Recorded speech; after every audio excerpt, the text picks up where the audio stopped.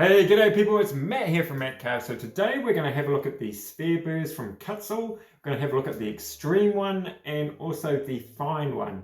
And what do we use these for? And I actually do rate these ones, and they're for kind of like a special kind of carving.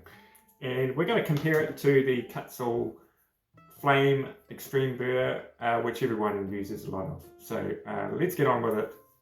Here we go. Okay, so we're carving here with the flame burr, and as you can see, I'm just carving into a little bit of cedar there, but it's a really good blocking out burr, but it leaves that kind of line there. You can get a curve in there, but it's a little bit more difficult and it's not as maneuverable as the sphere burr when it comes to sort of making hollows. Okay, so let's put the sphere burr on. Here we go. That's the extreme sphere burr. So there's a cedar, so it cuts in quite easily. You can see there, and it's really good for just doing hollows, and you're going to get all the same sort of what's it, the hollow is the same on each side. It's really good for like hollow flowing lines.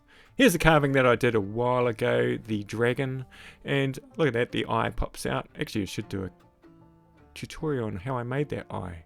I don't think I went into too much detail there. Anyway, let's put it to one side. Okay, so what I found is with these burrs, it's really good for getting into sort of like those undercuts, so you can sort of like get through there. You can sort of see the really kind of like uniform sort of channel there that I got with those burrs. Obviously, I was not using my finger, I was using a Dremel. And but yeah, so if it was harder wood, you would probably use the extreme burr first, and then you would go on to the fine burr maybe, or you'd go straight to a cutter burr, a round cutter burr, just to even it out, and then of course sandpapering afterwards.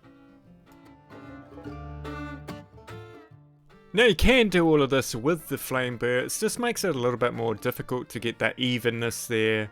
You got to really control on the angle that you hold the burr at and all of that kind of stuff. But you know, you can get away with the flame burr. It's just as you do more carvings, you just want burrs to do slightly different things, so don't rush out and buy a whole lot of burrs.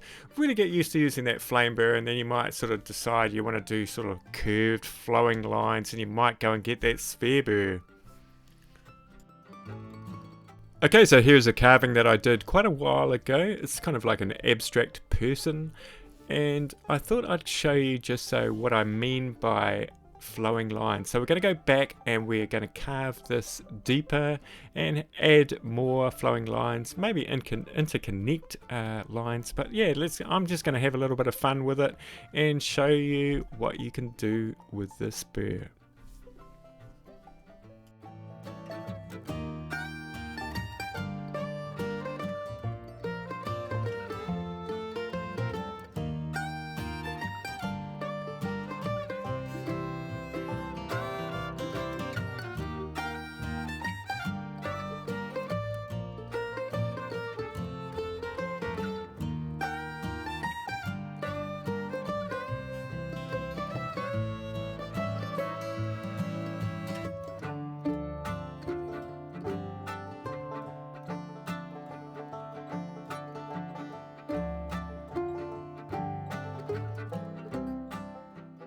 Remember to use my Kutzall affiliate link in the description. It really helps the channel out, and so I can make more videos like this and help you guys with your carvings.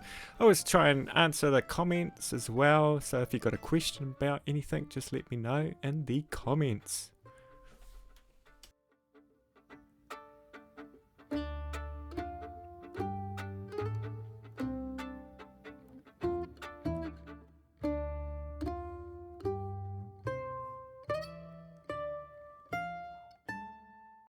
Okay, so thanks for watching, and if you want to learn how to clean your burrs, check this video out. It's pretty cool. I go through different methods on how to clean your burrs.